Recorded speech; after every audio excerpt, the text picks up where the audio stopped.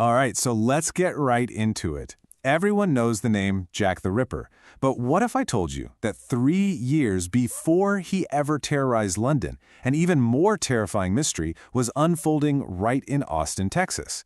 We're talking about 1885, a city that was about to meet America's very first documented serial killer. And you can just feel the terror in the city. I mean, look at this headline. It wasn't just a crime story, it was a scream for help printed on the front page. Imagine waking up on Christmas morning, of all days, to see blood, blood, blood. This wasn't just a murder. This was, as they put it, a horrible butchery. And it tells you everything about the absolute shock and panic that was taking over the city. Yeah, and then the pace of it was just relentless. When you look at the timeline for 1885, you see this chilling pattern. There are these quiet periods, what we'd now call cooling off periods, and then bam, these sudden bursts of violence. He strikes twice in May, then again in August, then September. But the absolute peak of the horror, Christmas Eve, 2 different women murdered on the same night. The city must have felt like it was under siege. So, here's how we're going to tackle this. First, we need to understand what Austin was like back then. Then we'll dig into the killer's very specific, very scary pattern. From there, we'll see how the investigation just fell apart, look at who we think the killer really was, and finally, ask the biggest question of all. Why has this story been almost completely forgotten? Right, so to really get this case, you have to picture Austin in the 1880s. It was the city of big dreams and deep contradictions. You've got a brand new state capitol building going up, a real symbol of progress.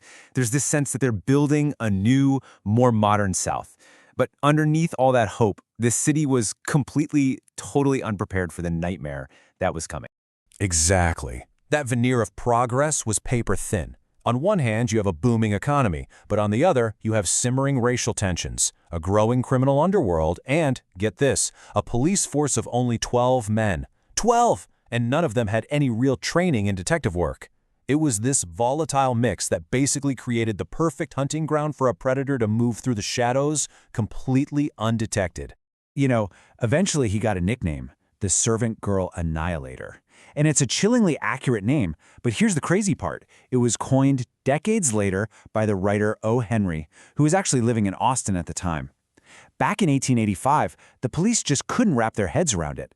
The idea of one person doing all this? It was unthinkable. They were convinced it had to be different criminals, maybe gangs, anything but a single monster. Okay, so let's get into the crimes themselves, because when you start laying them out side by side, this horrifying pattern snaps into focus. It's a pattern that connects every single one of these attacks and points to one methodical, calculating killer. This is where it gets really chilling. Look at the weapons: an axe, a hatchet, a knife, a rock. He wasn't carrying these around. These were weapons of opportunity, things he found lying around in their yards. And then there's the signature, the thing he did almost every time: attack them in bed while they were asleep, and then drag their bodies outside. You can also just see the violence escalating, getting worse and worse, until you get to the murder of an 11-year-old girl, Mary Rami. This was a predator who was getting bolder and far more dangerous with every attack. So that leads to the most important question here. Why them? Why these specific women? That name, Servant Girl Annihilator, tells you everything. The killer almost exclusively chose victims whose race, class, and where they lived made them incredibly easy targets, and in the eyes of the people in power, tragically invisible. And this is why they were so vulnerable. Most of them were black domestic servants. They lived in these little cabins, usually set back behind their employer's main house, so they were isolated, they had no real security. It was heartbreakingly easy for a killer to slip in at night. But here's the crucial part. Because of who they were in that society, their murders, at first, just didn't get the same attention. The police weren't sounding the alarm bells. Their deaths simply weren't a priority. And because nobody was connecting the dots, the killer just kept going. As the body count climbed, the city went from fear to outright panic. The official investigation that followed was, well, it was a total disaster. We're talking about a perfect storm of panic, racial bias, and just one catastrophic blunder after another. 400. Let that number sink in. That's how many men were arrested during this investigation. And guess what? The overwhelming majority of them were black men. The police had no leads, they were under incredible pressure, so they just started rounding people up. It wasn't about finding the killer, it was about looking like they were doing something. And it was fueled by pure racial prejudice. The whole thing was just staggering. First off, they had no idea what forensics were, so crime scenes were a mess. At one scene, they literally picked the victim's body up and carried it back inside the house, destroying who knows what kind of evidence. Then, like you said, you had the mass arrests driven by bias.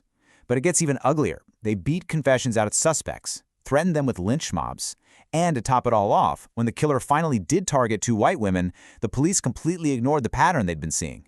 They just arrested the husbands. They couldn't believe it could be the same person. All these failures just gave the real killer a free pass to keep on hunting. So, okay, the 19th century investigation was a complete dead end. The case goes cold, the city is left terrified, and the killer is never officially caught. But that's not where the story ends. Because when we look at this 130-year-old case with modern eyes, using criminology and profiling, the fog starts to clear, and a suspect comes into sharp focus. It's a total night and day comparison. Back then, they were sure it was gangs, or jealous husbands, or robberies gone wrong. But modern profilers look at the evidence and see something completely different.